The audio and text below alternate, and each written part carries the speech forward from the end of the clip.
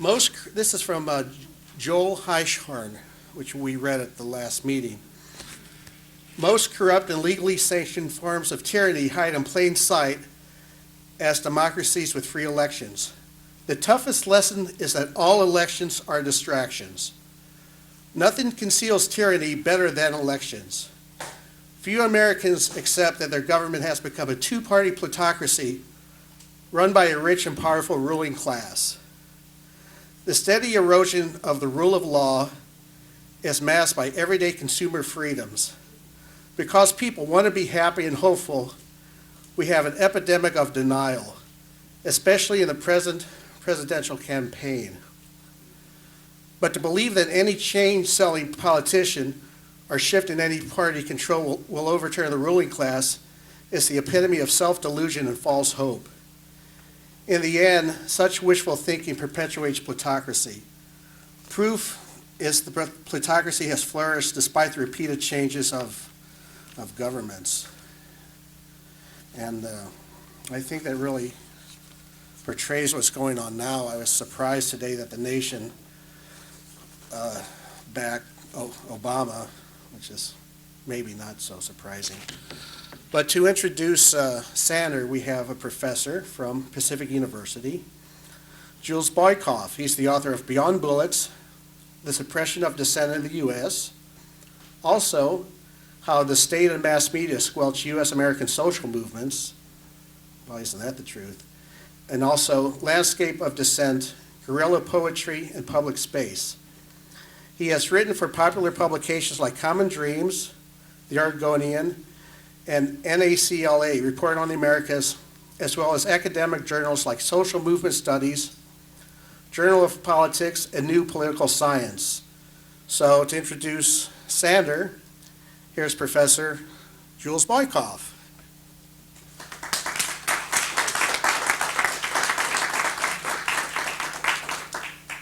Hello, everybody. Nice to see you all out there.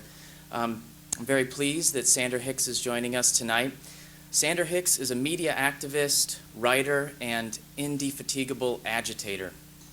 He comes to us from Brooklyn, New York, where he runs the coffee house called Vox Pop, a community-empowering, consciousness-raising space that's galvanized numerous activist groups and published a muckraking tabloid called the New York Megaphone, which he has back there, I can see. Hicks has a fascinating and varied background. He's worked as a playwright, a carpenter, and as a customer service manager on Wall Street. In 1996, he founded Soft Skull Press, which is under different ownership now, but a really important, vibrant, small press that's put out a number of great books. He's done reporting for Alternet, GNN, the New York Press, Free Speech TV, Dish Network. In 2006, he was a U.S. Senate candidate for the Green Party.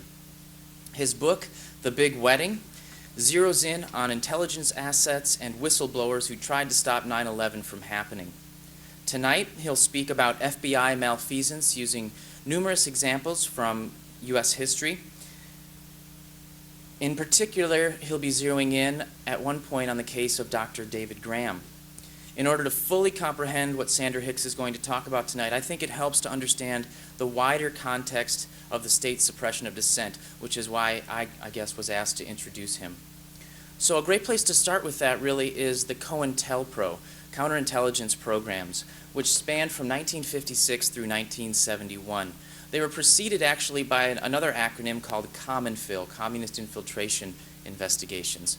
But COINTELPRO, which really later became infamous because they were found out, they ran from 1956 to 71, 5 branches, including one branch against the Communist Party USA, one against the Socialist Workers' Party, one against white hate groups, another against the New Left, and a 5th against what they call black nationalist hate groups, which, incidentally, included Martin Luther King Jr. and the Southern Christian Leadership Conference, even though it was called black nationalist hate groups, and even though Dr. King and his group preached love, not hate. In any case, it's interesting, I think, to take note of why COINTELPRO stopped, at least nominally, in 1971. And that was because on the 8th of March, 1971, there was a group that dubbed itself the Citizens Commission to investigate the FBI that broke into an FBI office in Media, Pennsylvania, and made off with reams of internal FBI documents. Subsequently released those to a number of politicians, which wouldn't touch them, but also gave them to the press, which did touch them, published many of them, and that's how we came to know about COINTELPRO. So I think it's interesting to have that be a leaping off point as well, because COINTELPRO is very dreary, but that act of courage is not so dreary. In fact, is quite inspiring. Now, just because COINTELPRO ended in 1971 doesn't mean that the tactics used within COINTELPRO are done, and that's one of the things Sanders is going to touch on tonight, is many of the tactics that still exist today. Today, I think we need vigilance and we need courage, not unlike the Citizens Commission to investigate the FBI. And one person who's been both vigilant and courageous is Sander Hicks. So please join me in welcoming him to Portland, Oregon.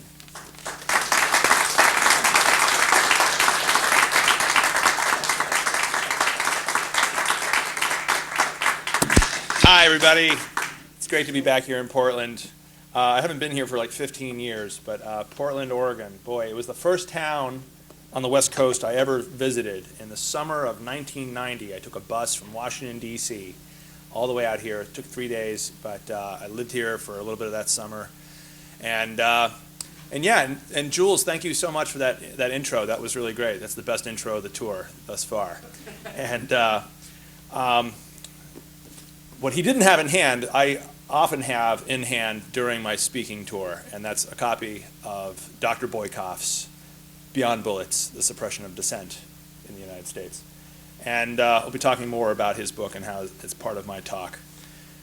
Before I talk, I sometimes forget to mention I do have an email list, so if anybody wants free journalism from somebody who some people call one of the best alternative journalists in the USA, at least my new friends in Hollywood, that's their new tagline. I personally don't think like, well, anyway, it's an okay tagline. Here, you want a pen?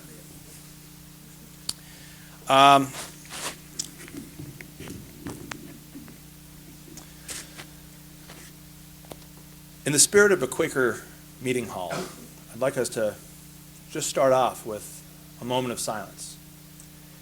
The Quakers have this tradition of not having a hierarchy, but instead of having a respect for the inner light that's inside all of us. So let's just, if you feel like closing your eyes, you can close your eyes, but let's do a moment of silence together and kind of make a break between the work day and our night together, okay?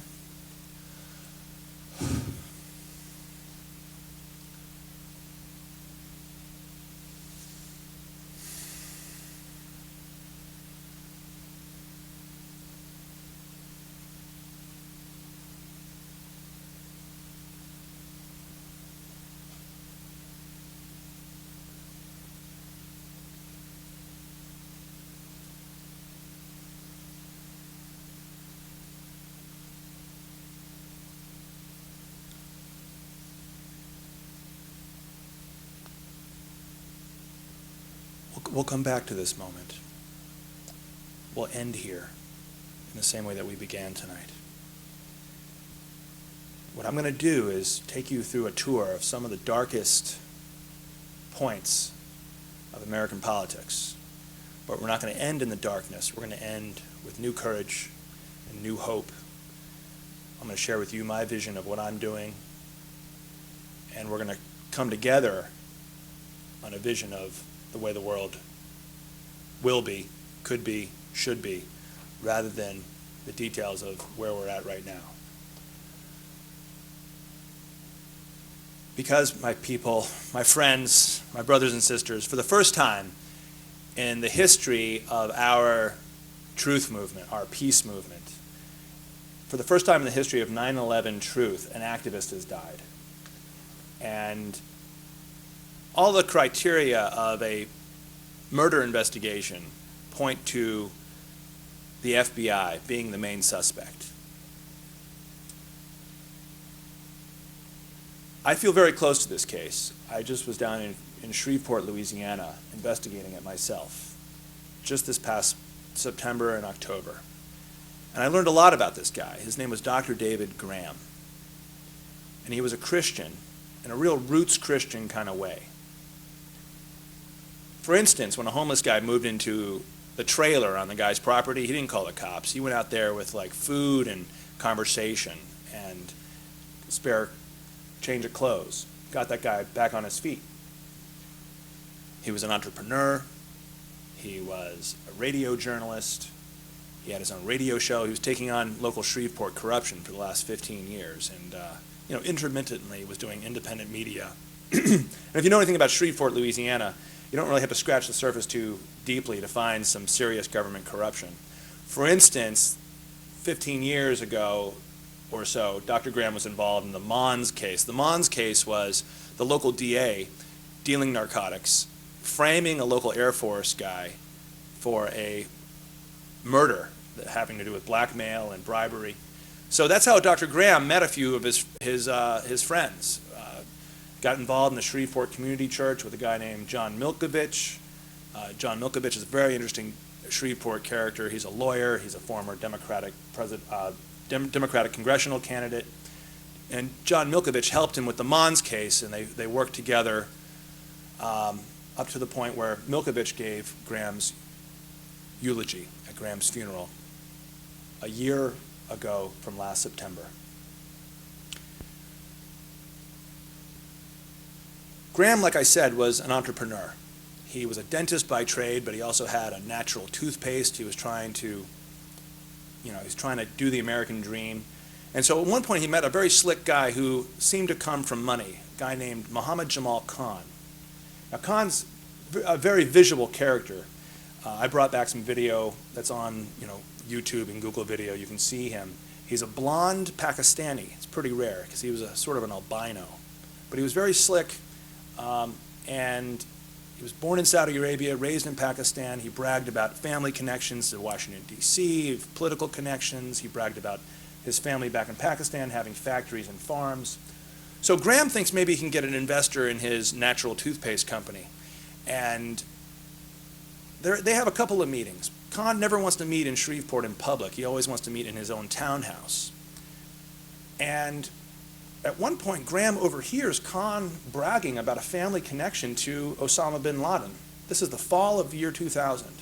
Osama bin Laden is not yet, the scapegoat for 9/11, but he is something of a household name after the African embassy bombings, right? So that's the first red flag that goes off for Graham.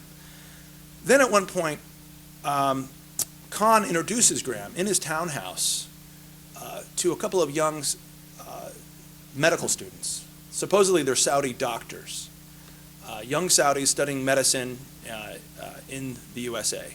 However, something doesn't quite connect for Graham because the young medical students, the young Saudi doctors, don't speak English.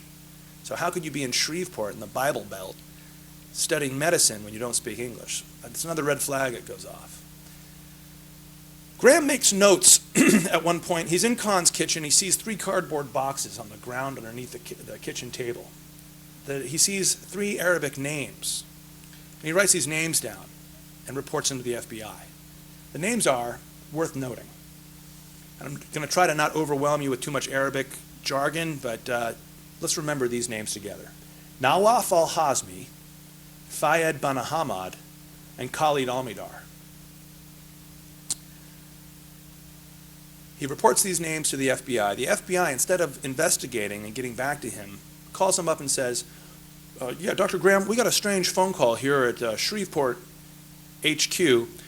They say that they're going to get whoever ratted out Muhammad Jamal Khan.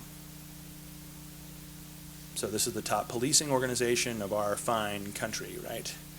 And for some reason they can't trace that call. They have to pass along some sort of death threat that they just got, supposedly. 9/11 happens. Less than 4 weeks later, Newsweek publishes a whole full-color, expose, right? The 19 faces, the 19 hijackers. Graham is aghast to see the names and faces. 2 of them he actually met, the young Saudi medical students or young Saudi doctors, Nawaf al-Hazmi and Fayed bin Ahmad. Graham is aghast to see that Khalid Almidar, the 3rd name on the cardboard box, was also supposedly a hijacker according to this big official story, and that Osama bin Laden is supposedly, the head of the attack, the spiritual leader of the attackers. So Graham starts documenting everything that has happened up to this point with a scientific vigor. His investigative journalist background, taking on Shreveport corruption, kicks in. His background as a trained dentist, his flair for forensics kicks in, and he creates a document called the 9/11 Graham Report that has excruciating detail of everything that he was thinking and feeling and seeing and recording. And he travels to Washington, D.C. on his own dime, tries to get a meeting with higher ups at the House Senate Joint Inquiry. That doesn't really go anywhere. He plans to publish the book, and the FBI is urging him not to publish that book. He's got an independent, vanity press deal lined up in Shreveport, a small independent printer publisher. And according to a close friend of Graham's that I met down in New Orleans, the FBI was adamant that he shouldn't publish the book. So, May the 29th, 2004, Graham is on the road in Texas, not far from Shreveport, but somewhere in between Lake Conroe, just north of Houston, and Diboll, Texas, sometime between the hours of 11 a.m. and 1 p.m., Dr. David M. Graham is poisoned with a lethal dose of ethylene glycol, which is a toxin that's found in antifreeze. We think it was found or think it was ingested in an iced tea bottle that he had in his car at the time. He pulled over, thought he had a heart condition, went to the emergency room in Diboll, Texas. A friend of his comes from Shreveport, tells them to do a toxicology report that there might be foul play here, and that toxicology report comes back positive. They put a security guard at the door of his emergency room quarters. However, FBI shows up at that hospital. FBI starts telling the doctors, did you know this guy's crazy? Did you know this guy's suicidal? Why would you work so hard to try to save the life of somebody who just tried to kill themselves?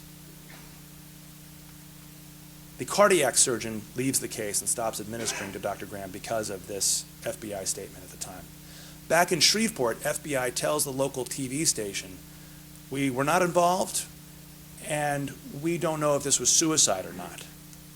Meanwhile, the friends and family around Graham are aghast that the FBI is inferring to the media or implying to the media that he could have been suicidal. They point out that Graham was en route to a wedding, a joyous occasion, a big event in their circle. To this day, none of the friends and none of the family believe that he could have been suicidal. And it's important to keep that in mind. Now, I've learned a lot about that guy, Muhammad Jamal Khan. And before we leave the Dr. Graham case and zoom back and look at the big picture, I want to share some extra details. It is indubitable that Graham did in fact meet with 9/11 hijackers. If you go on Collateral News online, you can see the actual video that I brought back and shared with my friends in 9/11 Truth and at Collateral News. Because Graham was so cagey, a year before he was poisoned, in 2003, Khan was in and out of prison in Shreveport for wire transfer charges, weapons charges. Graham got Khan to come into his office where he had a hidden video camera, and he taped Khan. They're talking about Khan's connections in Washington, and then Dr. Graham very ingenuously says, hey, whatever happened to those young doctors? You know, whatever happened to those guys? Faye, he had kind of a girl's name, Faye, Fayed, something like that. And Khan takes the bait, and Khan says, oh, those Muslims, I don't have anything to do with those Muslims. I'm a Christian now. It's a very poor mentality. No, those people is gone. What happened? September 11th happened. Those people is gone. So Khan confirms the Graham goes through the dates and the times. Do you remember this meeting and that meeting? And Kahn confirms that, and then confirms that those people is gone in his broken English. Also, I dug up a court record in a plea agreement when Kahn pled out of wire transfer sentencing. There's actually a very interesting paragraph that stands out. You know, the details, the legalistics of, like, you know, we're going to take this agreement on the wire transfer charges. But then this paragraph pops up and it says, however, this plea agreement in no way precludes the prosecution from ever in the future prosecuting the defendant, Mohammed Jamal Khan, from crimes related to the September 11th attacks. And then it says, oh, the prosecution at this time is not, you know, interested in prosecuting Khan for those crimes, or we have no knowledge of those crimes at this point. But if they had no knowledge of those crimes, why do they include that paragraph? It's an anomaly. And that is itself a smoking gun that this guy, Khan, had a relationship to the 9/11 hijackers, or patsies, if you will, because that's what we're really talking about here. Let's use the term Lee Harvey Oswald used when he, in one of his few public statements, he said, I am a patsy. That's the real story here. Now, in 9/11 Truth, we have a very interesting grassroots movement. It's really a starfish in the sense of, there's this new book, Starfish and the Spider, and it talks about the power of decentralized movements versus hierarchies. And hierarchies are like spiders. If you knock off the head or you kill the leader, the spider usually dies. But a starfish, like the Apache Indians, they could never be conquered by the Spanish because they didn't have a head. They had cultural leaders at the village level called non-tans. But so in the same way, 9/11 Truth doesn't have a president. We don't really have that much of a hierarchy. We have these decentralized pockets. It's really all about sharing, free DVDs, sharing books, sharing information, getting together. It's about community. It's about trying to reclaim democracy. So it's a really interesting movement.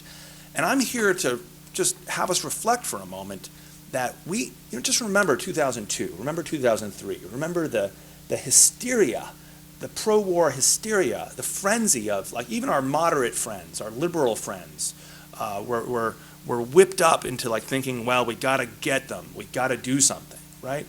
But now, even moderate Republican people, according to actual polls, scientific, New York Times, Scripps Howard polls, we're seeing a shift in public opinion, that more and more people, almost a majority, reject the official story, and that a full majority has questions about the official story. And if you want me to prove that even further, look at the train wreck of Rudy Giuliani's campaign. This guy put all of his chips on this 9/11 nationalism issue. He put all of his chips on Florida, thinking that would be the most patriotic, pro-war state. And he utterly lost. He came up utterly politically bankrupt. And it's a beautiful thing. Because it really shows. Thank you, yeah. It shows something. In the same way, when Mitt Romney pulled out of the race, he pulled out of the race in this sort of psychobabble about the war on terror. It was really unclear what he was thinking, but he was trying to invoke the war on terror, and his point was unclear. But it was clear that he was trying to invoke the war on terror to justify, obviously, a sudden move for him that was obviously the source of some trauma for him. So, 9/11 Truth is powerful. However, part of my message is that there are certain trends inside the 9/11 Truth movement. And we go through, certain points of view are more in fashion than others at certain times. For instance, I find that in the past couple of years, controlled demolition has been really at the forefront of the way a lot of people are talking about, a point of entry into 9/11 Truth. And it's obviously worked. Those videos are compelling online, especially World Trade Center 7. However, I'm not an architect or an engineer, so I don't focus on controlled demolition. And so I'm here to say that the Dr. Graham death, the creation of really the first martyr of 9/11 Truth, is an opportunity to step back and assess the entire issue, not even 9/11 truth as an issue, but the entire peace movement issue, the entire issue of war and peace and the reassertion of democracy. And so instead of controlled demolition as being the point of entry for skeptics into the 9/11 truth movement, I'm here to suggest this. Let's pretend I had a gigantic magic marker. I want to write on a dry erase board. There is a pattern of U.S. federal protection of those 9/11 patsies. And the Dr. Graham death is obviously the most visceral, violent example of that, but it's not the only example. And I feel that even more compelling than the controlled demolition argument is an argument based on hard historical fact, some of which are corroborated by very mainstream sources. Some of them you have to dig a little bit more. But there's like about 5 or 6 major points that I need to make at this point. It's kind of like a timeline, but they back up the pattern of federal protection over the 9/11 hijackers, like a shield, like a gigantic eagle covering up these little, what's a baby eagle? Gosling or something. Eaglets, there you go, good. That was obviously a new metaphor for me. It's different every night. But let me take you through a quick timeline. Even according to the 9/11 Commission report, in Malaysia in early 2000, our guys, again, it's the same names, Nawaf al-Hazmi and Khalid al-Mihdhar, the 9/11 ringleaders, the right-hand men of Osama bin Laden, the guys that were so zealous for the attack they got their visas early. Well, these guys, we know they were in Malaysia. And we know that our CIA knew they were in Malaysia, and our CIA was on them like white on rice. Our CIA had the room bugged, photo surveillance. It was a joint venture with Filipino intelligence. And yet, for some reason, according to the incompetence excuse, for some reason, those guys, Nawaf al-Hazmi and Khalid al-Mihdhar, were not put on the terrorism watch list until about a year and a half later, and I'll get to that. Then, September 2000, they fly into LAX. They are met by emissaries of the Saudi embassy and are taken care of by being installed down in San Diego with a landlord who happens to be a longtime FBI informant. His name is Abdus Sadr Sheikh. But since I've been told to kind of keep the Arabic names to a minimum so you're not confused, we'll call him the San Diego informant. Now, let me flesh out just how important that San Diego informant was/is. And again, according to a very mainstream, conflicted, problematic, but very mainstream source, Senator Bob Graham, no relation to the late, great Dr. David Graham, but Senator Bob Graham is so very interested when he's heading up and being a big part of the joint Senate-House inquiry into the 9/11 attacks, that Senator Bob Graham asks, and then asks again, the FBI to produce the San Diego informant who lived with the terrorist ringleaders. Boy, is that an anomaly. Boy, wouldn't you love to be the head of Senate Foreign Intelligence, because you would think you could get the FBI to do what you want, right? Well, not in this case, folks, because he continually asks, and then as he talks about in his book Intelligence Matters, he says, I was forced to create a subpoena. It was going to be the first time that a U.S. senator had to subpoena an FBI agent to get them to produce. So he talks about the subpoena being in his inside jacket pocket. He's got the FBI cornered in his office, and they're giving him the same old BS runaround. And he produces the subpoena, and the FBI guy is just like, it's like kryptonite. And literally, as he talks about in the book, FBI goes up against the wall and like kind of like slithers out of the office without touching the subpoena. Because as you probably know from TV, if you touch the subpoena, you're served. And that means you have to show up in court, right? In FBI, in Miami Vice, they throw the subpoena at you, and if it hits you in the chest. Well, in this case, the FBI guy obviously knew that. And so he didn't want to be the historical first FBI agent to get served a subpoena. This is how intense the cover-up was over that San Diego informant. We know now from 9/11 Blogger, they found some FBI documents that proved that right after that incident, Abdul Sadr Sheikh, the San Diego informant, was paid off. He was given $100K. Not in 2002 when Senator Bob Graham wanted him, but after he was successfully hidden from our own Senate Foreign Intelligence investigation. So, back to the timeline. August 2001, Nawaf al-Hazmi and Khalid al-Mihdhar are in the sights of an Israeli intelligence operation, Mossad. They've got about 120 undercover art students in Florida tracking terrorists. One of them that they're also tracking is Mohammed Atta. I mentioned this in my book. However, CIA is also there. And the CIA intervenes when they feel that Mossad is getting too close to interfering with the 9/11 hijackers. And the CIA preemptively deports all 120 Israeli spies.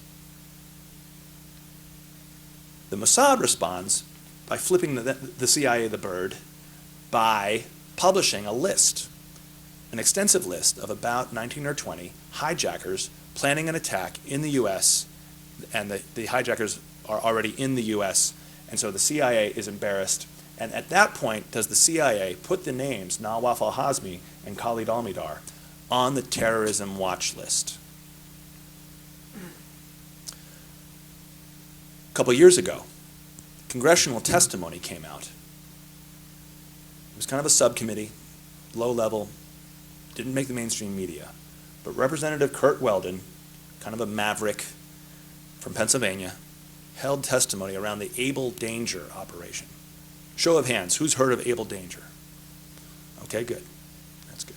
But for those of you who've never heard of it, this is another big smoking gun, and it's a huge part of this pattern of federal protection over the patsies. Because Able Danger was the U.S. military's best and brightest. This was the Defense Intelligence Agency, and these guys were, fired up to find Al-Qaeda. In early 2000, they did open source intelligence and data mining, and they used all these, mathematical programs and the internet and all these sources of data, and they found Al-Qaeda was already in the U.S.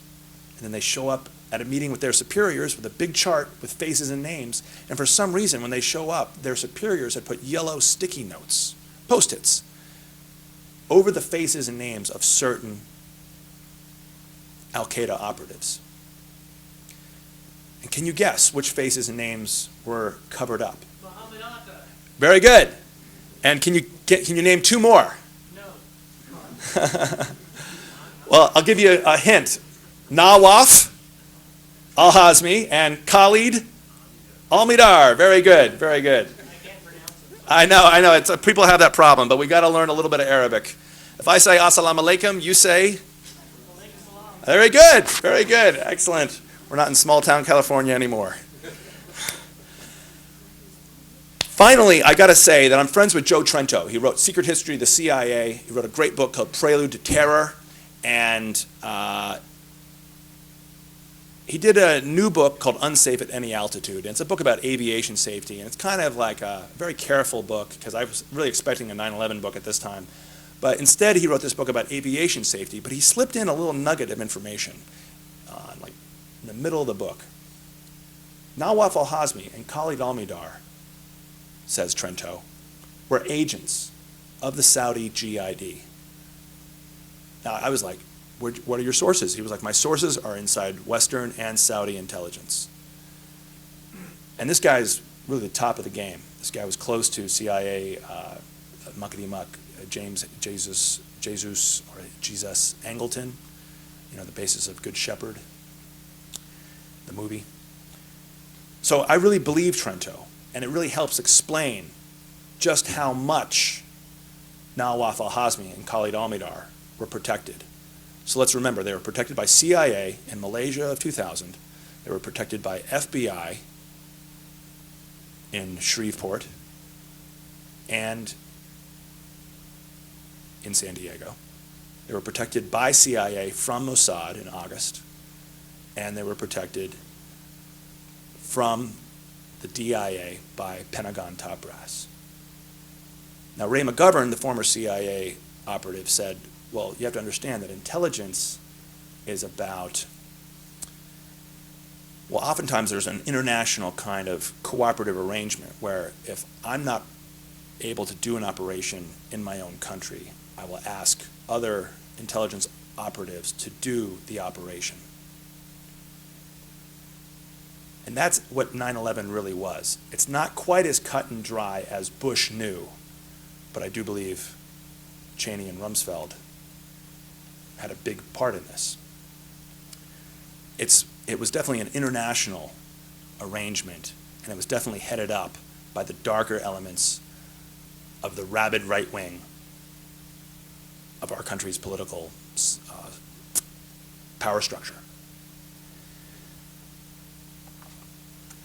In my book, Big Wedding, I go back and I dig deep and I find all the Iran-Contra people that should have been convicted and sentenced. Well, half of them are actually now in the Bush administration. I go back and I look at the Bank of Credit and Commerce International, the international powerful bank that was originally a third world empowerment bank, and then over time it got taken over by CIA. It was dealing in international arms deals and narcotics and heroin, and but it was a CIA vehicle. It was a vehicle that the CIA used more and more to create a relationship with radical Islam, to overthrow the socialist government of Afghanistan and create the Afghanistan Civil War.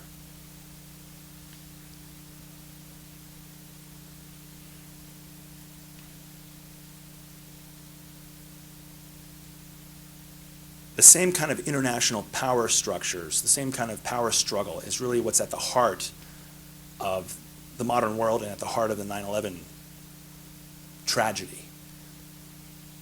We're talking here about a multi-trillion-dollar deal in oil. And the deal involves the Saudis and Pakistani intelligence, but really the people that benefited and the people that were most interested in that deal were, again, the hard right wing of our political power structure, namely the Bush family,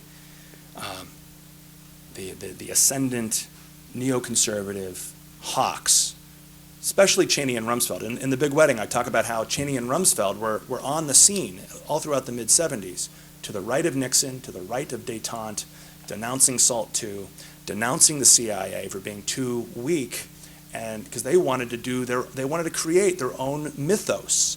In the 70s, Cheney and Rumsfeld created this thing called the Committee on the Present Danger, and they created this thing called Team B, and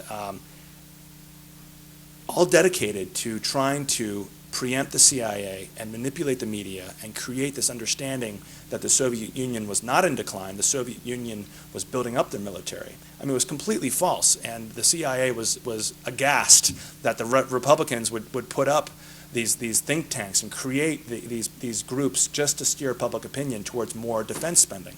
But that's essentially what happened. And in the same way, it's these same right-wingers who created the Project for the New American Century, which grew out of a disdain for the first Bush presidency's lack of interest in invading Iraq with a ground war. They actually said that that in the first Gulf War we should have gone all the way to Baghdad and we should have had troops on the ground. We know now that actually the first President Bush was relatively a lot smarter than his son, in terms of strategy, in terms of avoiding a quagmire. It's not often that I praise the first President Bush here, so don't think this is an endorsement. Yeah. So that let's take a look. I'm sure some of you know this already, but it's worth noting that in year 2000, the same neoconservatives create a statement with their Project for the New American Century group that says we need more control over Central Asia, we need more military bases, we need more military spending, we need total control over the internet, and we need weapons in space. However, in a multicultural society, in the post-Vietnam War generation, we know that the American people are not going to rubber stamp these wars for dominance, for full spectrum dominance. Therefore, and this is a direct quote, we need a catalyzing and catastrophic event on the scale of a new Pearl Harbor.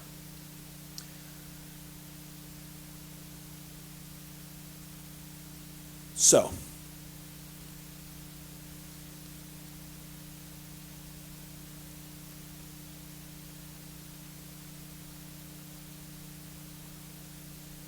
I'm going to skip talking about what you already know. You already know that Bush and Cheney have brought in a new standard that's trying to make torture basic policy. Permanent detentions at Guantanamo. They've trashed habeas corpus. In New York City, we know that they've trashed our protection against unreasonable search and seizure. In our city, they can now search anybody's bag at any time, and it's a clear violation of the Bill of Rights. And I know a lot of you know that. However, what really works on a speaking tour is when at this point I hold up this book, and I say that there's this guy up in Portland, the Portland area, named Professor Jules Boykoff. And he's written a book just out now from my friends down in Oakland at AK Press. And it's an amazing book. It's almost like the Boy Scout manual for the FBI, for FBI tactics. And if you own a copy of this as an activist, you're a couple of steps ahead, because you know what tactics the FBI not might use, but has used and continues to use to splinter active, living, vibrant movements for dissent and peace and truth. Because, as William Pepper, author of Active State, has said to the 9/11 Truth Movement, you are already infiltrated. There are already people out there that are looking to absorb information and then start, well, for instance, start rumor mills. One of the best examples of how the FBI goes beyond bullets, it's not just shooting us, although sometimes it is, but they go beyond direct murder, and they use more subtle, nuanced techniques, such as snitch jacketing or bad jacketing, which is when the FBI gets inside an activist group with an informant or just somebody who's on the payroll, who's not even necessarily an FBI agent, but somebody who's already going to meetings maybe. And that person then starts rumors that somebody else is an agent or somebody else is an asset or an informant. Now, in my own experience, speaking personally, I've seen this happen. And, it's kind of in the nature of humanity to be a little bit gossipy sometimes. And the FBI is counting on that. The FBI is counting on the intrigue and the mystery of are they or aren't they. Well, once you own a copy of this and you've read that chapter, which is authoritatively done and well-sourced, you realize that we as activists, we have to be better activists. We have to say, hey, be careful, my friend, the next time we hear a rumor like that, and say, hey, what are your sources? And have you ever heard of bad jacketing or snitch jacketing? This is not theoretical. This is just really great activist stuff. And that's why I'm on my fourth case of this book. I've had to go back to Oakland a couple of times to resupply it because it's a part of the talk here. Because we're not just talking about the facts, we're also talking about what can we do. And if we do, what will they do in retaliation? There's more of us than there are of them. There's more people who care about democracy and peace and the First Amendment, and this country is on the verge of some major, major changes. Nobody has told me on this tour, and it's almost over. I'm in the kind of, the cresting waves of this tour. Nobody has told me you're too out there. Even when I start talking about spirituality or spiritual shift, or I talk about revolution, political shift, nobody has said, hey, I didn't really like that part. Everyone was really supportive. I'm feeling like when I say that we're on the verge of a major change in this country, I feel like that's not just motivational. It's not just theoretical. That I see it historically. Even though I was born in '71, I've studied the countercultural shifts with the Beat Generation and the '60s radicals and punk rock, and it feels to me like the will of the people has been going this way, and the rule of the ruling class and their elite, bipartisan consensus on permanent war and torture just seems to be going this way. It's like a thin veneer, and it's just it's unsustainable. They've got no bedrock, and you see this in, again, those national polls that say that there's a growing skepticism of 9/11. In the same way there's a growing skepticism of Bush and Cheney and all their war profiteering in general without even mentioning 9/11. So in the same way that when John the Baptist was assassinated in the Bible, well, Jesus actually knew this trick. He probably learned it in Egypt, is that you stand with the legacy of somebody. So when there was that confusion about, who do the people say I am, and some people say you're Elijah, some people say you're John the Baptist, this is evidence that Jesus actually was doing this thing of like standing with the legacy of his hero, his cousin, his beloved fellow prophet. And I think there's a lesson there for all of us. Every time they kill one of us, like Judy Berry of Earth First, like Gary Webb of the San Jose Mercury News, like Jim Hatfield, the biographer of Bush who took his own life after the system destroyed him in the same way that the system destroyed Gary Webb. Instead of becoming fearful, instead of saying like, well, if they did it to them, they could do it to us, I feel there's actually something magical about being able to stand in the steps of those fellow activists. And it's a way to actually find new life and find almost a resurrection inside of this oppressive death. Let me tell you about Brooklyn. In the wake of 9/11, there were so many cultural changes that I saw coming through. Legalistically, it was an all-out assault on the basic Bill of Rights and civil liberties. But culturally, there seemed to be a really strange shift going on. All these T-shirts pushing bin Laden as the scapegoat, all these flags, everyone had a flag, and they didn't really seem to have an appreciation of the First Amendment when they were flying that flag. At least that's where I was at in Long Island. In Long Island, you had drunken old white men trying to run down Arabic women in the parking lot of the malls, and that seemed to be a new low for me. And that with all the the Fox News on cable and Fox News was really kind of like seemed to be kind of in their new heyday, and so I thought, well, let's see. I'm a media activist, but I've always liked to do events, and so I kind of started thinking about a new company, and I started this new company called Vox Pop, and it's a fair trade coffee house in the heart of Brooklyn. And I started it not just to sell coffee, but I started it because I felt that there's a universal need for community, for cross-pollination, for people to come together and get out of the alienation, get out of the kind of the box mentality of being told who to fear, who to hate, and who to blame. And this is a part of my theory or praxis that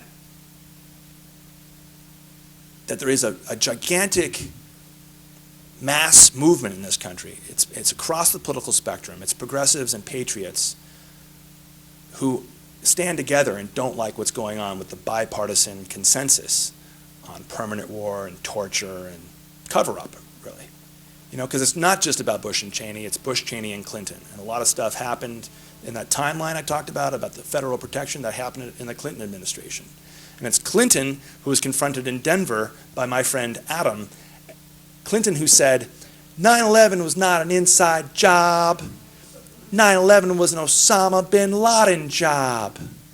But let's go off on a tangent for a second, and let me remind you that the FBI's own Rex Toombs, who was a publicist for the FBI, told my friend Ed Haas of the Muckraker Report, very good, that why is Osama bin Laden on the most wanted list, Rex, but he's not cited, he's not indicted for the 9/11 attacks on that list. And Rex Toombs said, well, we just don't have enough evidence to link him to the 9/11 attacks. So then why then would ex-President Clinton say that? Well, he's just like Giuliani. He's trafficking on a non-credible official story. So what are we going to do about it? part of my message is that 9/11 Truth is not a separate movement from the peace movement, that it's all part of a mass movement for peace, for the reassertion of democracy, and that's what Vox Pop is all about. This is my revolution of everyday life. Not every part of running a business for me, even if it is a lefty progressive business, not every part of it is fun, but on a daily basis I know that I'm committed to change. One of the things that we do is we run this community newspaper that Jules mentioned, and it's called, here it is, it's called New York Megaphone, and this has been a great way to combine the coffee house and the community and the live events with some citizen media activism. And unlike Gary Webb or Jim Hatfield, when their publishers turned on them and betrayed them, when they lost the ability to produce, when they lost the ability to make books and feed their families, that's when their egos, were completely crushed, and I believe both those guys committed suicide, although it's not, 100% certain, but that's what really looks like it happened. They lost their ability to publish and to be writers. But if you have your own publishing vehicle, if you have your own productive enterprise, kind of like what Virginia Woolf says in Room of One's Own, if you have your own economic, self-sustaining entity, then they can't shut you down. It's not up to any one editor in New York or any one producer in Hollywood, and that's what Vox Pop is all about.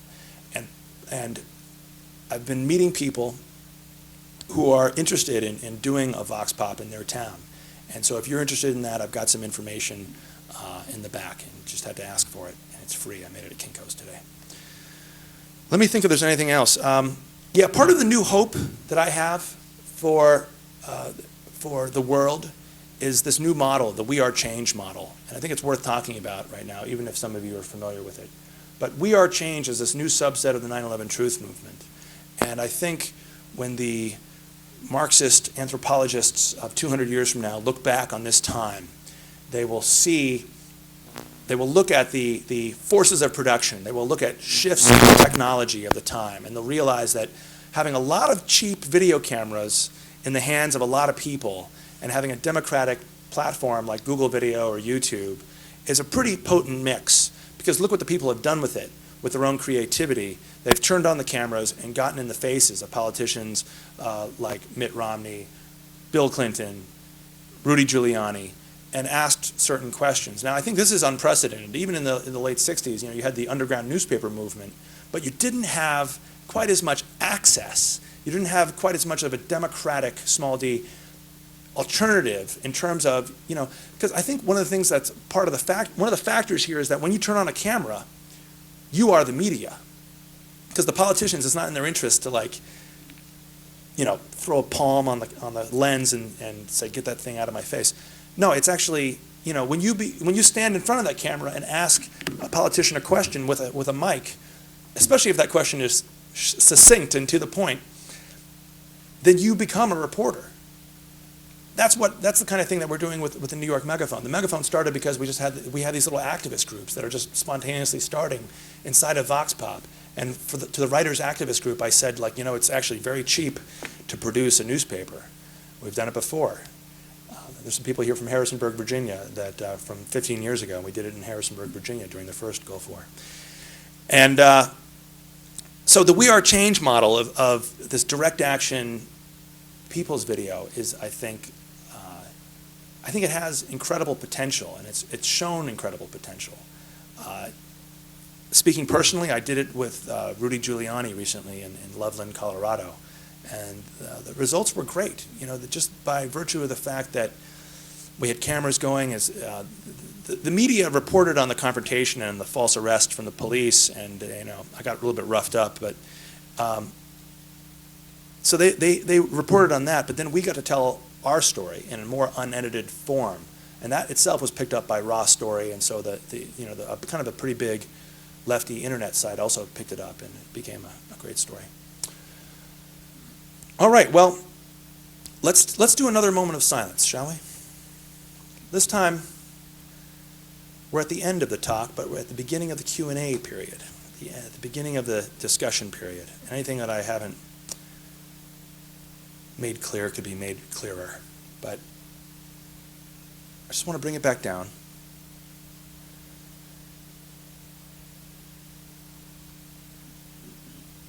I would like to note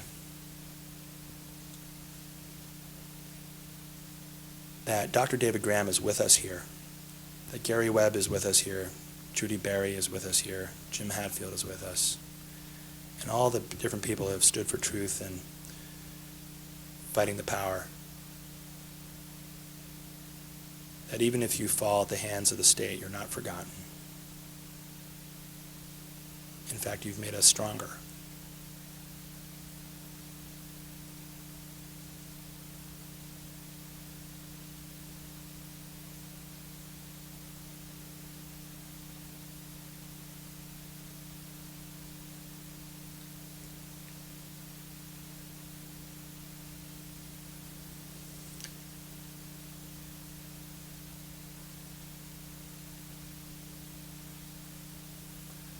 Okay.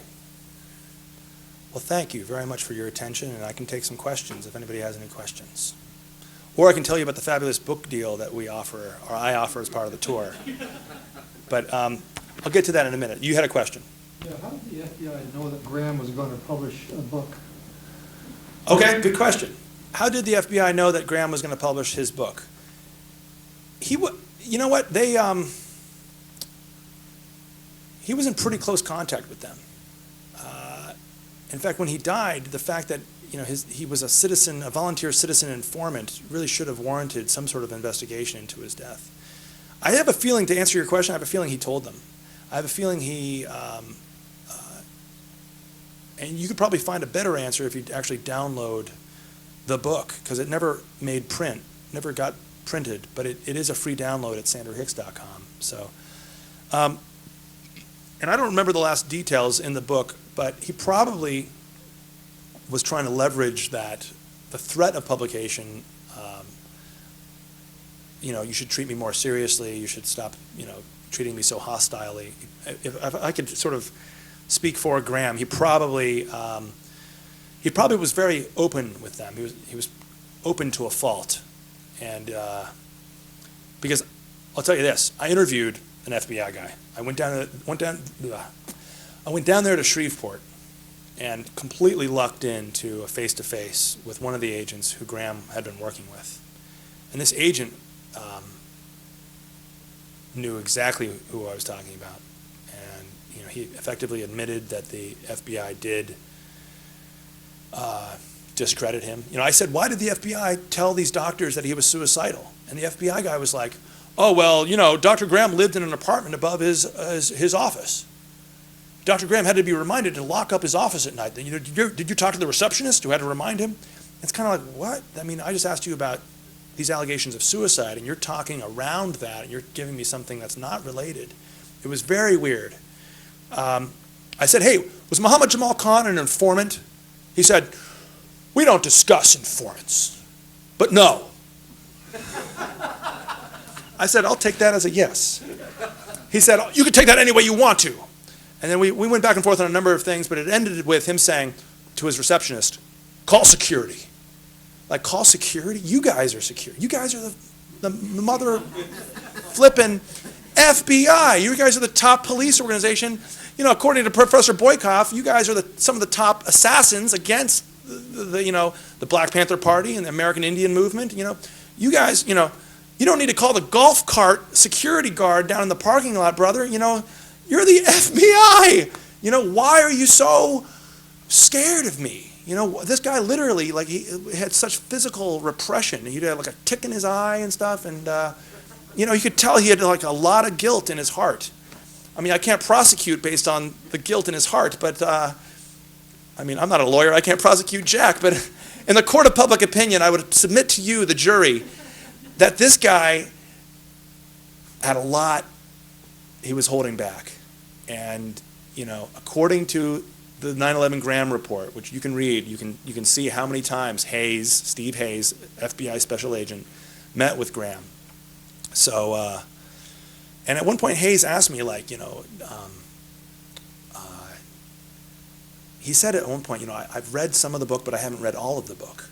And I said, why didn't you read the entire book? This guy was trying to this guy was trying to be a good citizen, a good informant to you. And Hayes said, well, did he ever get the book published? And I said, God damn it. I didn't say God damn it, but I said, and I shouldn't say that thing in a Quaker meeting hall, but anyway, it's the Catholic part of me coming out, can you see? But I did say, Steve Hayes, Graham was about to publish the book on the verge of his poisoning. Don't tell me that just because he didn't get the book published by Harper and Row, that you're not going to then, treat it credibly. Because you should treat it credibly. You're in it, So that gives you probably a better sense of the relationship Graham had between FBI, right? Good. Question back there? Yes, Andrew. Two things, real quick.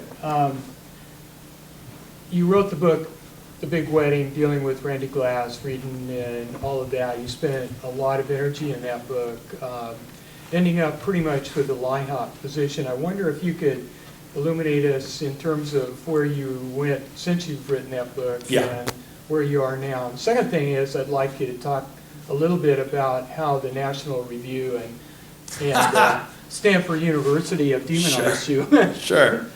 Okay, great. For anybody that doesn't know the terminology the gentleman used, lie-hop is a school of thought inside the 9/11 truth movement that's a little bit more conservative than some.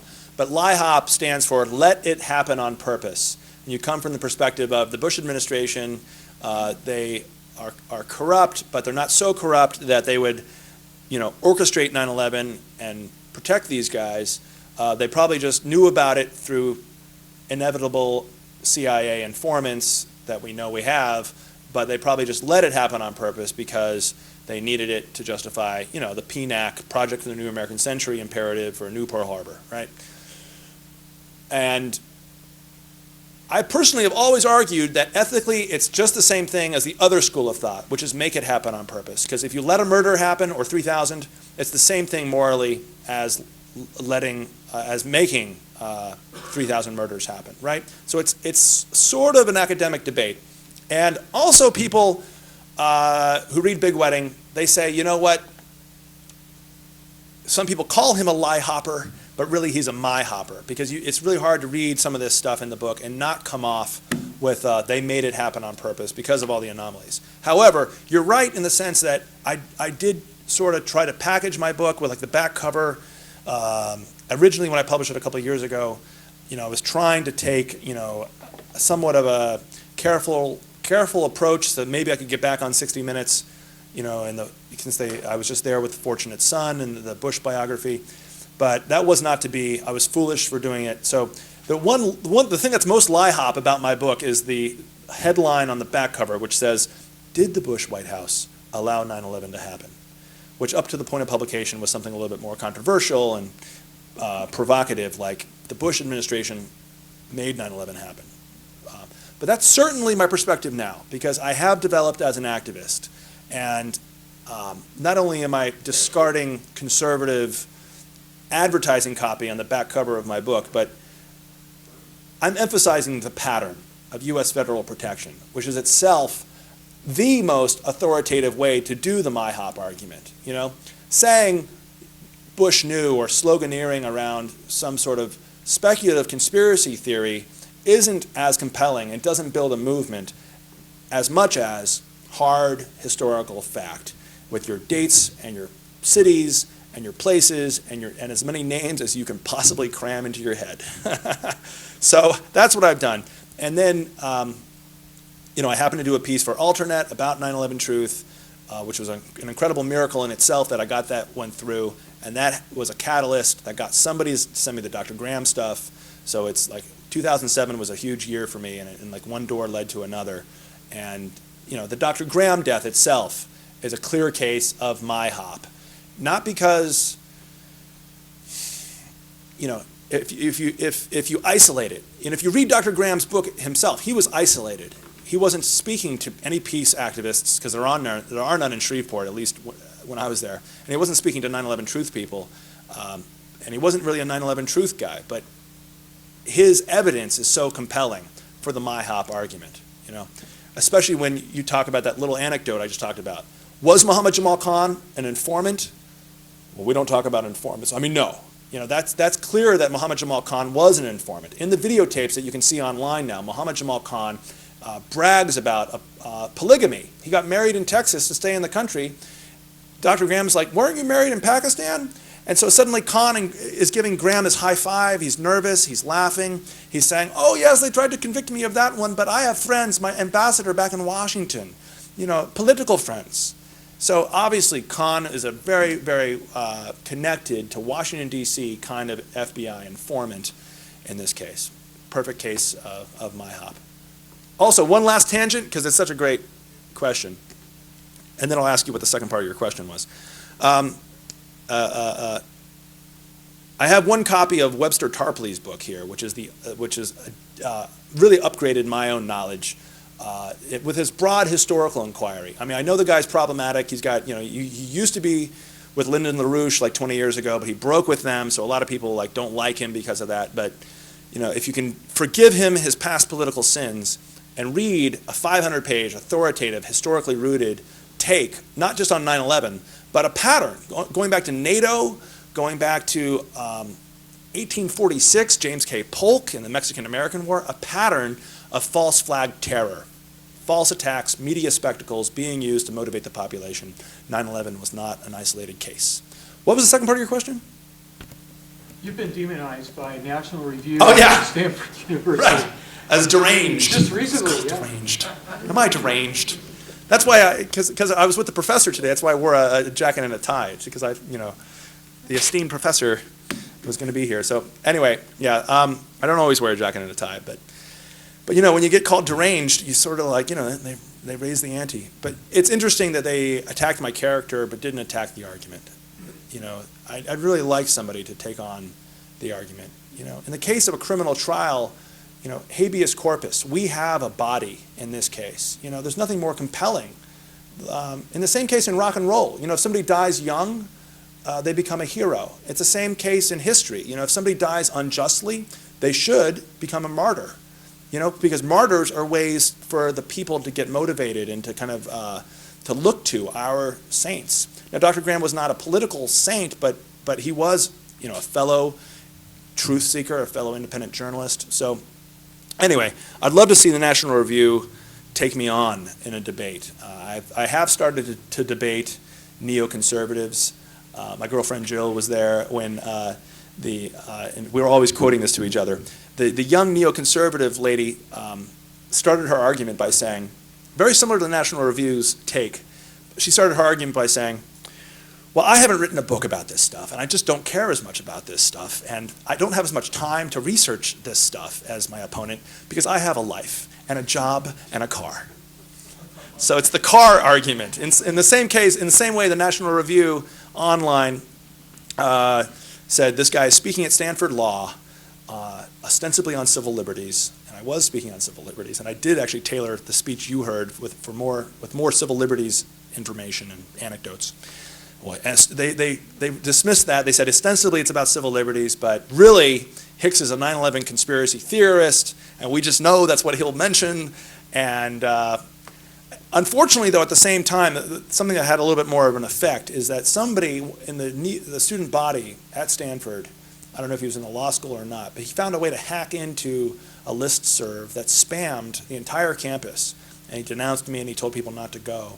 And I mean, we had a room that was like a lecture hall, and we had a room for 60 people, and we thought professors were going to come.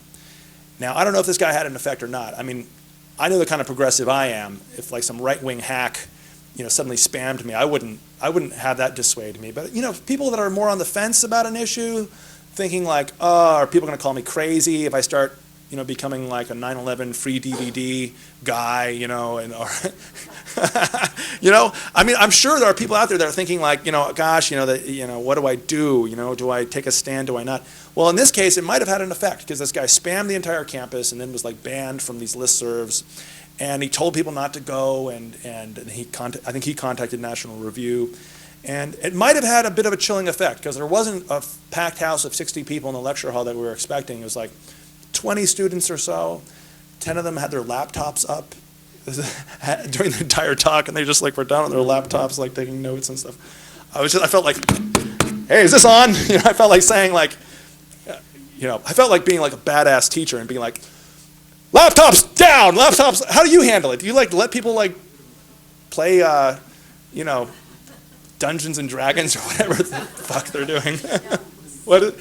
Some of them were taking notes. That's what somebody said. But if they take notes, you sometimes make eye contact with the prof, right? So I don't know.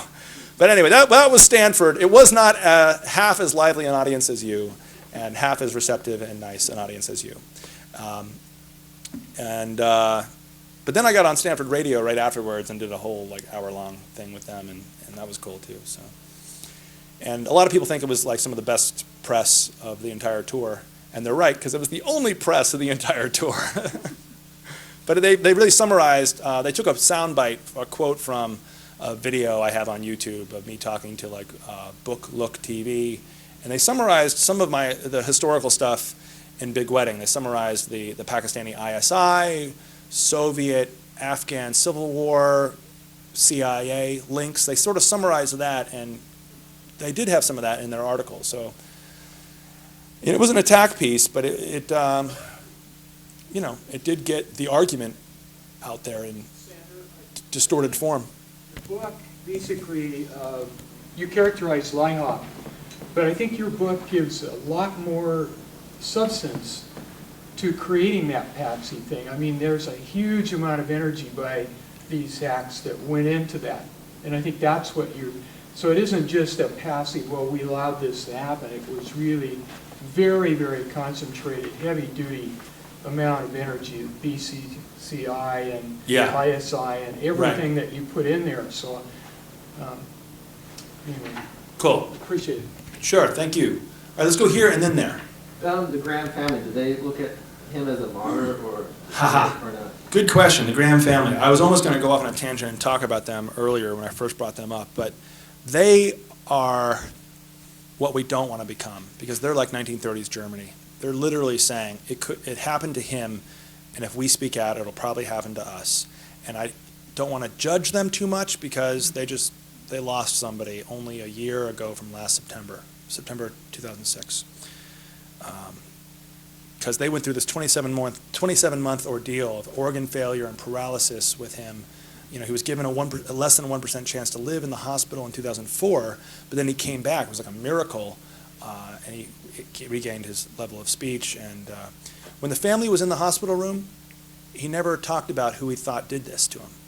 But when people from Shreveport Community Church who were more politically curious, or his dental hygienist came back to visit him in the hospital and said, "Who did this to you?" He said, at one point he said, "I don't know, maybe the FBI." And to Leanne Scruggs, the dental hygienist, he said, it was the FBI. Not Muhammad Jamal Khan, not the only other person you could have suspected. He didn't suspect him at all. Muhammad Jamal Khan was a federal fugitive at that point, and he was, looks like he was somehow able to evade authorities and get back to Pakistan, because that's where we think he is now. So the Graham family was not helpful. They wouldn't talk to us on the record. I came down there with a reporter who did a big story for North Carolina Alt Weekly, 5,000-word story. You can get it off sanderhicks.com. Yeah, so the family were not helpful. Yes, sir. Yeah, who was tracking Muhammad Atta? Because I know he was Daniel Hopsiker. He was pretty well. Yeah, I met Daniel. Atta was pretty well known in Venice, Florida. In fact, one time in June 2001, my ex-wife and I saw him and his sidekick Marwan drinking it up at Sharky's. No way! I've been to Sharky's. You've been to Sharky's? Yeah, I've been to Sharky's with Daniel Hopsiker. Oh, really? That's amazing. You saw Atta, huh? Yeah, we were sitting there, we were at the bar, the Horseshoe Bar with the margarita machine and stuff. I've been there. And my wife said, "Look at those two guys over there." And we looked around, here these two fellows, they really looked out of place, because, Sharky's is kind of a Jimmy Buffett type place. Like Jimmy Buffett used to come in sometimes and just start singing, Right. So there's these two guys, and one of them was just glaring. Yeah. That was Atta. It's a great question. Marwan was kind of talking to some people at the table. Right. Nearby, so. Yeah, and I build on Daniel Hopsiker's research in my book, Big Wedding, because Hopsiker is the guy that found Muhammad Atta's American girlfriend, Amanda Keller, who had been a pink-haired stripper before she found Jesus. There's a classic American story. She needed to have a rebound relationship, so she actually picked Muhammad Atta to have a rebound relationship with, but got close to him and had this level of detail that's totally at odds with a radical Islamic fundamentalist story. You know, he loved pork chops, he loved lap dances, he loved cocaine. He had friends from Germany who would fly in, like Wolfgang Boehringer, who would fly in and take him out drinking at Hooters. They would get drunk and get kicked out of Hooters together. It's funny, Wolfgang Boehringer, I mean, this is some of the new stuff that I found recently. Wolfgang Boehringer was recently apprehended by the Joint Terrorism Task Force. They wanted to talk to him. And he said, "You can't arrest me. I'm with the CIA." And he was released within about 24 hours. This is just like about last year. Flying school. Yeah. Two different flying Two Dutch schools. guys, right? Two different flying Dutch schools, guys. right? Both of whom had mysterious small aircraft crashes in the couple of years after 9/11. I talked to one of those guys too, Arnie Krutov. He's still in business down there in Florida. In my book, I go back and I find out that flight school in Venice actually has a long history of working with DEA and CIA and U.S. military. It's actually a former U.S. military airstrip. It used to be 57th Airborne or something like that. So, before I forget, before people leave, I don't want anybody to leave without knowing about this fabulous deal in books that we're doing here tonight. Because, and we'll take more questions and comments and stuff in just a second, but I got to put it in the product pitch here. Before anybody leaves. All right, so in stores, this is 14, but you're talking to the publisher, so we can make a deal on this, all right? And I don't want you to leave the house ever again without your copy of Jules Boykoff, and he'll sign it for you, your copy of Beyond Bullets, The Suppression of Dissent in the United States. And for those of you who might have missed the pitch the first time around, this is like the Boy Scout handbook of what the FBI is doing to you. This is the tactics that the FBI has in their arsenal to use media manipulation, to do rumor mongering, and basically to target activist groups and systematically break them apart. So what I've been doing is, it's called the 4 for 40 deal. You can get my book and Professor Boykoff's book and a free extra copy of my book. And plus anything else on my table. And I've got like a whole wide selection of anarchist and left history books, just selected from the AK Press warehouse. And it's my editor's, kind of discerning selection, a fine array of really cool like hobo novelettes and graphic novels about militarism and all that stuff. And that's the 4 for 40 deal. And so you get 4 books for $40. It's cheaper than Powell's. You don't usually pay $10 a book at Powell's, right? And of course, if you want just one of these books, Professor Boykoff's book is $21.95. Mine is negotiable. And there's free catalogs from AK Press back there.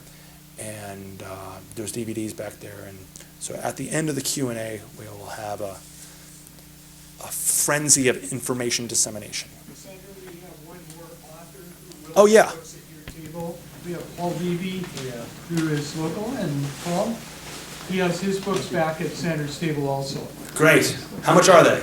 $15.95. but $15.95? they're totally negotiable too. Okay, great. So you want to be part of the 4 for 40 deal? Sure. All right, great. So he's part of the deal. So if you want Paul Levy's book, local author. What's the name? What's the name of the book? The Madness of George W. Bush, a reflection of our collective psychosis. Oh, great. Pass it around. Pass it around. Paul will pass around his book so you can see it. This is good. Excellent. Yeah, the Mossad was tracking them and getting too close, and it's the CIA and FBI that busted them and deported them from preventing any interference in August of 2001. Yes, sir. Question. First of all, thank you for coming to Portland. Sure, it's my pleasure. Appreciate it. Thanks. Yeah, I have a question. I mean, I'm a firm believer. I mean, hearing the facts, and Nick said really, that 911 was the inside job. I mean, that's pretty obvious, I think, to most people. Though it was, I kind of had a feeling about it. Hadn't really studied it, till a few months ago. But anyway, my question is this: having a firmer picture on the situation now between the war and 911. You mentioned earlier that these 911 groups, which in my synopsis would seem like a catalyst to put together the, like you said, the war, the whole hypocrisy, and maybe be a catalyst to, you know, inspire change. Why, in your opinion, why hasn't there been one major 911 group? Has it been infiltration from the FBI? I mean, why wouldn't there be, you know, like impeachment group is impeachbush.com, whatever's got 1 million people, the most people. Different movements. On your opinion, Yeah. what has happened? Have they just divided and conquered that too, or? No, I can't say for certain. I realize personally that there's an opportunity to be even more of a 9/11 activist. You know, if I wasn't running a coffee house in Brooklyn that was a part of the movement, I think I'd be more of an administrator to the movement. You know, I personally think that, you know, you make choices, you can't do everything. And so I personally don't have a lot of first-hand experience with the actual structure of the organization. I'm pretty happy that it's pretty decentralized right now and pretty effective. In terms of actual political changes, though, well, there are a couple of avenues open to us. In New York, we're doing a ballot initiative. This guy, William Pepper, the author of Active State, he's the guy that was friends with Martin Luther King, and he wrote this awesome book on the King assassination and exposing that. Well, he's now head of the New York City ballot initiative to try to get a people's movement for an independent investigation onto the ballot so that we can vote on it, and then that'll be a way that we can use the apparatuses of the courts and government to get an independent investigation to move truth forward. I would also say check out the Green Party if you haven't already, because the Green Party is a party that's committed to nonviolence and truth, and there's a lot of 9/11 truth people inside the Green Party. I personally am a proud Green. I have a lot of hope because we have a politics star on our hands here. You know, not a rock star, but Cynthia McKinney is probably going to be the big candidate in the Green Party this year. And and I'm excited because she has already demonstrated a keen interest in 9/11 truth, but also the Martin Luther King assassination truth, and Katrina, you know, really exploring WTF happened in New Orleans with Katrina. And so I don't know if the 9/11 truth movement needs to be its own political party, per se. I know that's not really what you were asking, but to me I hear like a need, you're saying a need for more political structure, maybe? Is that what I'm hearing? I wouldn't go as far as political. I mean, as far as grassroots goes, I mean, putting something together large enough, like Giuliani used that for his campaign. Why haven't the activists used that more? I mean, we have. I know that. I could see that, and I would have to think, like you said, the numbers are higher than the 30%. I think more than 30% of the people think something's at least fishy. Yeah, let me share. But however, if 9/11 truth is only an issue that 40% of the population have skepticism, as a political candidate, you don't necessarily want to run on that. And I know this personally, being a former Green Party political candidate. Even with a progressive Democrat, Mike Kopis, who's running in San Diego right now, he actually kicked off the tour with me with a really cool house party. It was a gathering a lot like this. A lot of committed progressives, Greens, and progressive Democrats were in the room. And I saw a piece of his campaign literature, and this is a guy that's a major 9/11 truth activist. He's been a source for me on my big Silverstein Spitzer story. And Kopis didn't even mention 9/11 in his campaign literature. If you knew him, you knew that he was a 9/11 truther. But politics is like, I hate to say it, but you got to be really careful when you're running a campaign, and you've got to run on issues that have broader support, like peace and withdrawal. That's an issue that does have majority support. 9/11 truth, you know, the MIHOP school of thought does not have 80% support. It has a growing, very interesting section of support that is probably around 30 or 40 or 45%. But a good political strategist is not going to run a candidate on 9/11. I hate to sound like a Clintonite or a politically pragmatic centrist, but it's just that you got to run on issues that you're stronger on. And at this point, 9/11 is probably not an issue that could win a congressional seat. But what are your thoughts?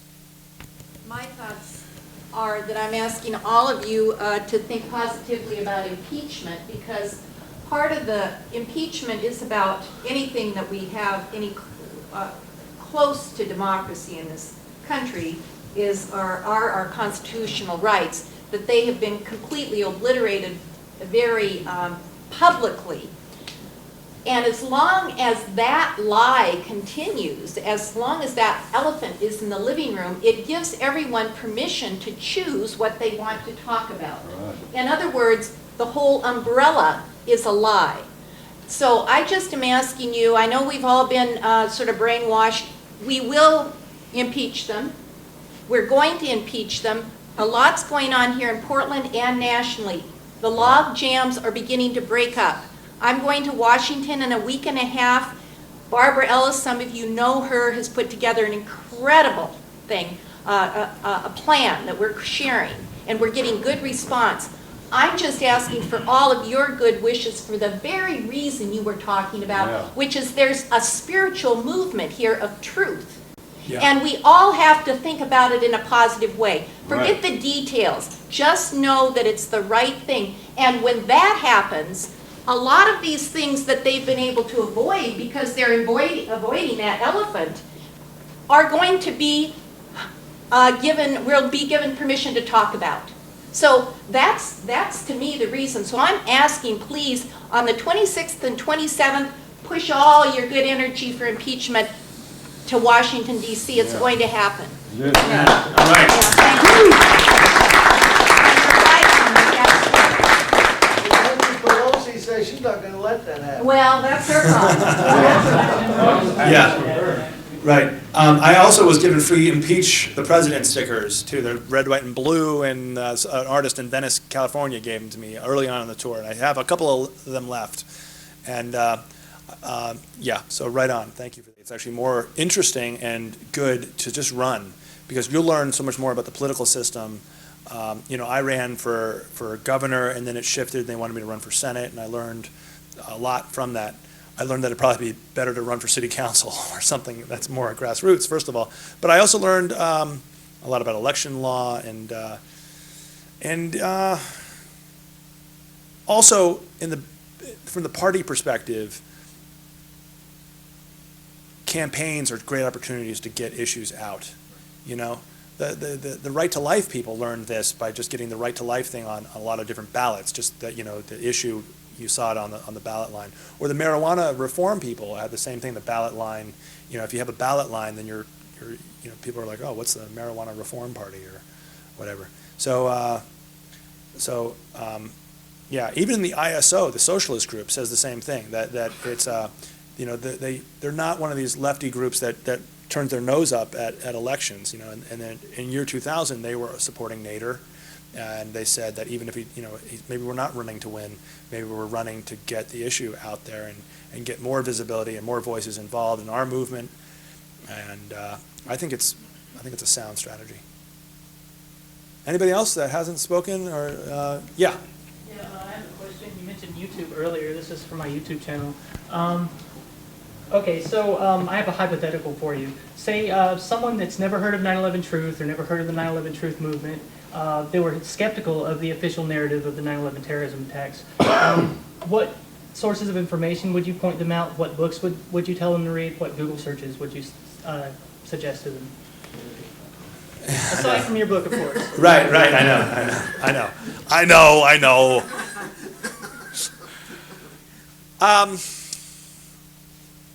That's a good question. For me, personally, I was really inspired when I first saw one of Barry Zwicker's videos about the military stand down.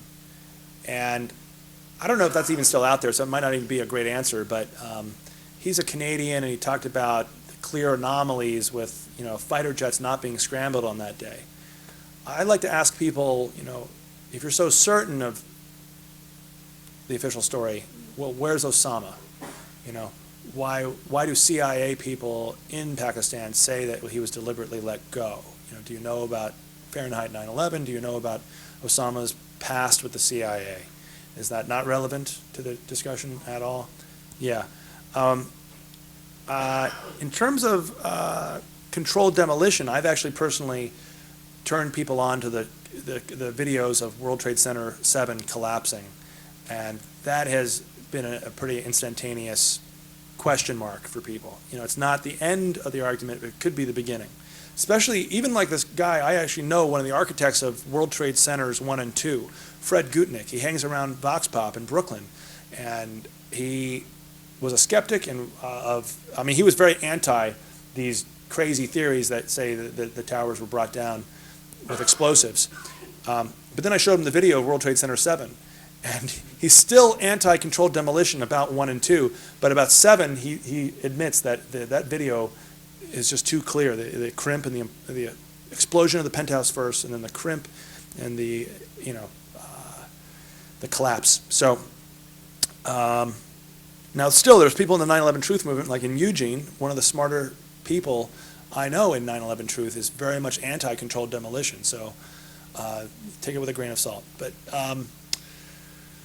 yeah, I think online I endorse the 9/11 Terror Timeline, the Cooperative Research, Paul Thompson. He's done some very interesting work using only mainstream media sources. Some of them lesser known, international, mainstream media sources, but mainstream sources. And like I did, just lays out the timeline, like Malaysia 2000, yada, yada, yada. And I used him quite a bit in my book, Big Wedding. So Loose Change is getting better and better each time they remake that film. I'm biased because I'm in the final cut, but but that's what was interesting about that film. Even Loose Change too, which some of the more orthodox, historical 9/11 people, they were denouncing the film. They thought it was shoddy. But I was like, well, you know what? This film is like it's made by like 21-year-olds who have a lot of heart and a lot of curiosity, and they get something that you don't get with your 600-page books. They get that people love pacing and music in film. The MTV generation made their 9/11 film. And for me, it worked because it wasn't perfect, but I'm not asking for perfection. All I'm asking is for something to be well made on its own terms, and this thing was well made. And obviously, 50 million downloads aren't wrong. So, yeah. Maybe somebody should give them a copy of Edward Bernays' propaganda. That'd be great. Yeah. Use their own weapons against them. Yeah. Right. Good. All right. Yes, sir. So what about the fellow that's down in Guantanamo that says, I planned it all? Khalid Sheikh Mohammed has been tortured into mental jelly. Yeah. Khalid Sheikh Mohammed, he also told a Al Jazeera reporter, Youssef Foudra, that the big confession for that guy you mentioned, KSM, was in Foudra's book, Masterminds of Terror. But it was really strange. At the time, Foudra goes through all of this this drama of I found him in Pakistan and I tracked him down. And Foudra probably also informed on his whereabouts the Pakistani ISI after the fact and the CIA after the fact. But it's a really strange book. You should look at it because this is the big scapegoat, the big mastermind of terror. But in this big confession in this scene, KSM confesses in this really weird offhand manner. He just says, "Yeah, we did it," and now we know he's been tortured, and now we know that has an effect on the brain. So it's almost like whatever he says right now in his military tribunal, his fake trial, whatever he says is to me, as judge, inadmissible in my court of my opinion, because the guy's been excessively tortured and he'll say anything at this point.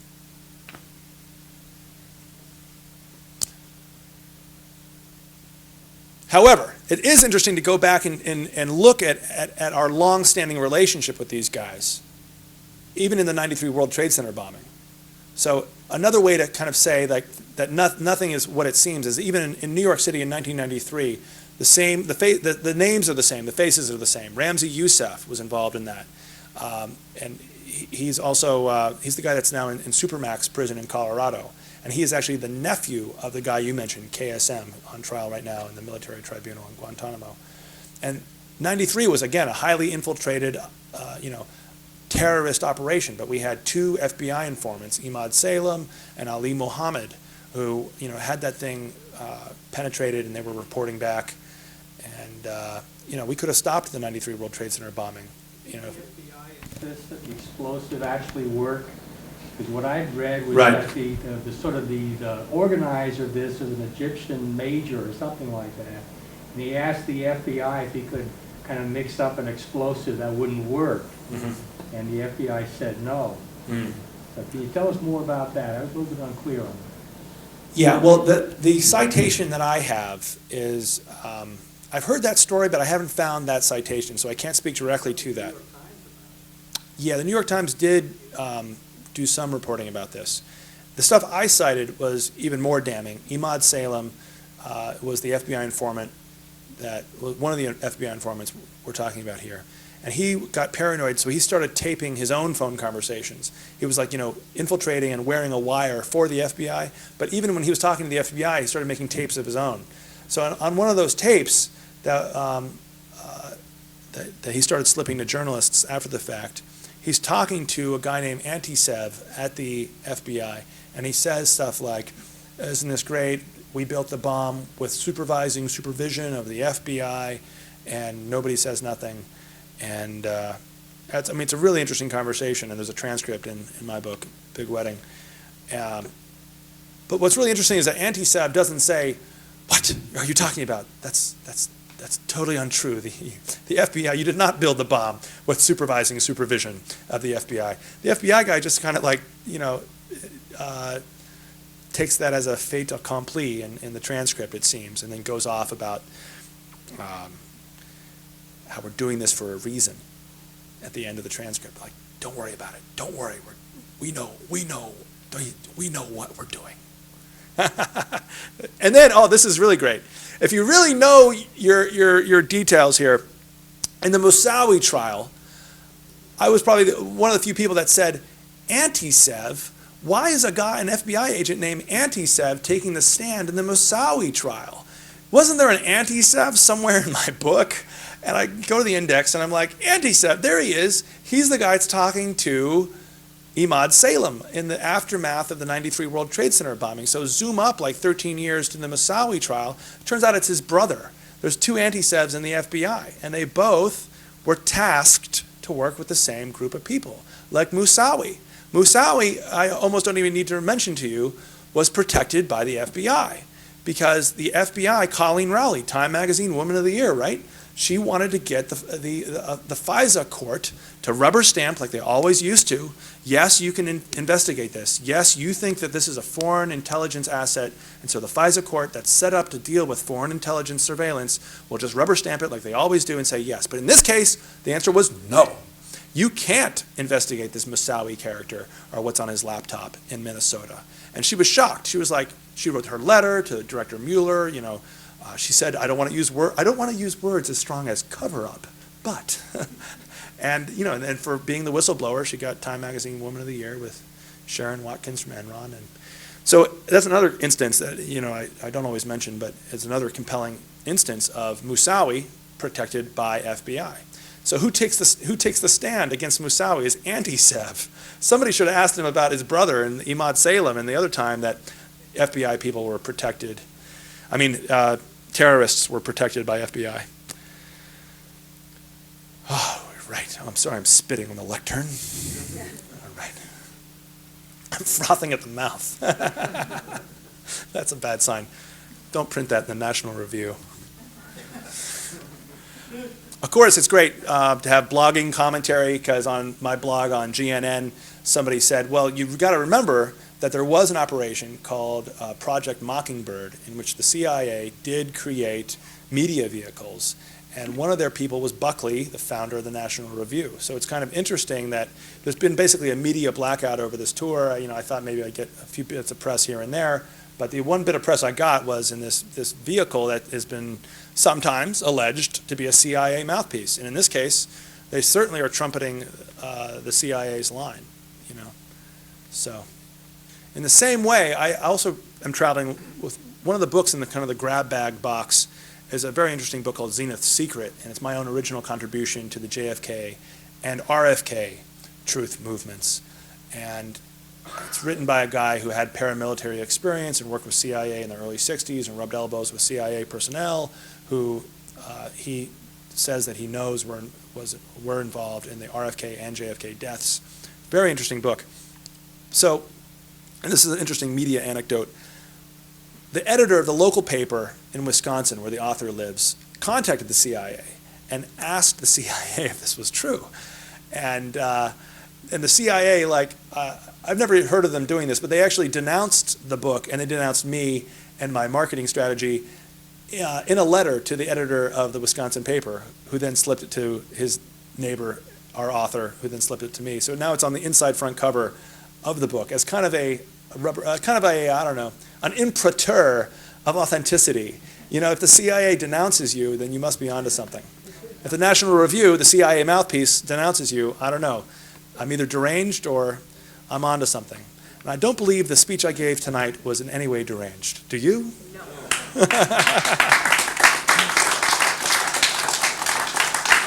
Good.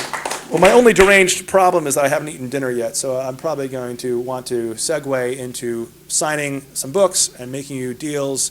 And there's also a special deal. If you buy $50 worth of books, you get a free baby sequoia from the California redwoods. Yeah. You think I'm kidding? I'm not kidding. You can walk away with your own baby sequoia. And the caveat is don't plant it within 15 feet of a building.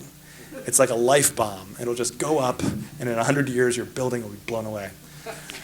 All right, so final questions or comments from the body politic. You, and then, did you have something else? All right, great. Let's go here, and then the speakers list will be closed. Okay. Have you heard the rumor JFK Jr. was going to run for the Senate seat now occupied by Hillary Clinton. Mrs. Clinton? I've never heard that before. Yes, no, I have, yes. Yes, the rumor is that JFK Jr. was going to run for Hillary Clinton's seat. And I got people on this. There's a guy in LA actually who's doing a whole novel about it in like fiction form because he's too paranoid of doing it in nonfiction form. And yeah, there's lots of anomalies around that case, and those Kennedys have a bad habit of getting whacked by their fellow members of the U.S. ruling class who happen to be more militaristic and pro-war. So yeah. You never heard that before? You have a look of astonishment on your face. No, I'm wondering, so is he going to, or, I mean... No, JFK Jr., Yeah, the one who's dead. Uh-huh. Right. No, he can't run, he's dead. Oh, okay. We're not talking about RFK Jr. Oh, okay. RFK Jr. is the guy who's on Air America sometimes. Okay. But he's got a major narcotics bust on his record, so I don't know if RFK is going to... Okay, that's I mean, fine. maybe post-Obama, maybe everything's on the table now. I'm thinking maybe RFK's got a shot now, on a legalization platform. Are you with me? Let's do it. All right. Maybe if he can run green, then I'll endorse RFK Jr. Okay, final question or comment. All right. I noticed that you mentioned a media outlet that was an agent of influence. Could you mention other ones that maybe work for or that are known The to Washington work for? Post. Okay, the Washington It's Post. important to remember that in the story of Gary Webb, who I've only just mentioned, but the Washington Post comes up a couple of times. I mean, obviously they do some good reporting sometimes, right? And I'm originally from that area, so.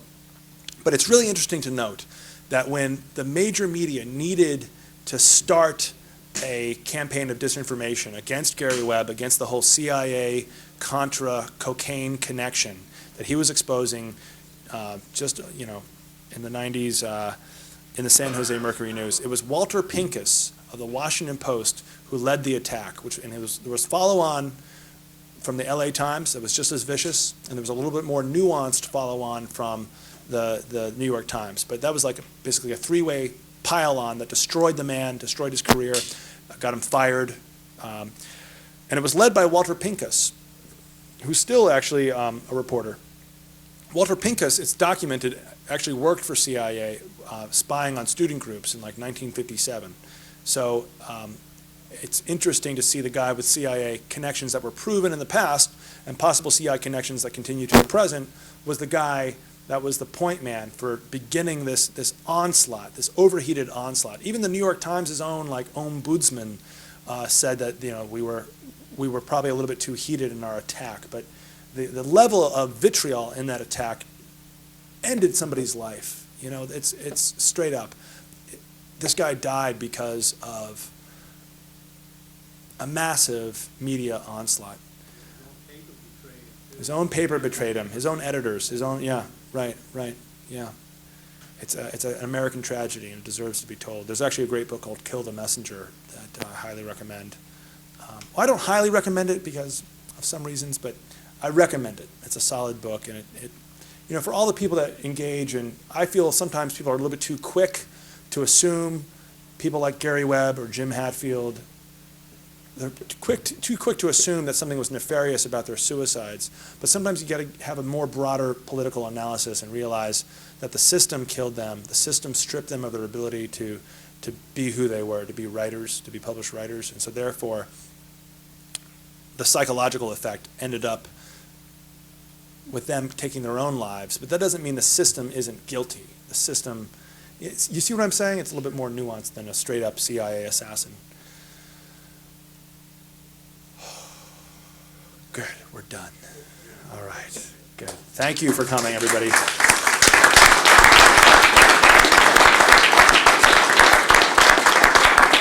Thank you to Jules for doing this event with me, and Jules will sign your copy of Beyond Bullets, right? Good. All right, yes, my props. Nice job. Hey, Thank you. What? Thank you, everybody, for coming. We have another event coming up next month. Richard Gage, Architects for 9/11 Truth. And we meet every week. We have a sign-up list if you'd like to sign up. And we have a donation if you'd like to help us grow and spread the message. And thank you, everybody, for coming.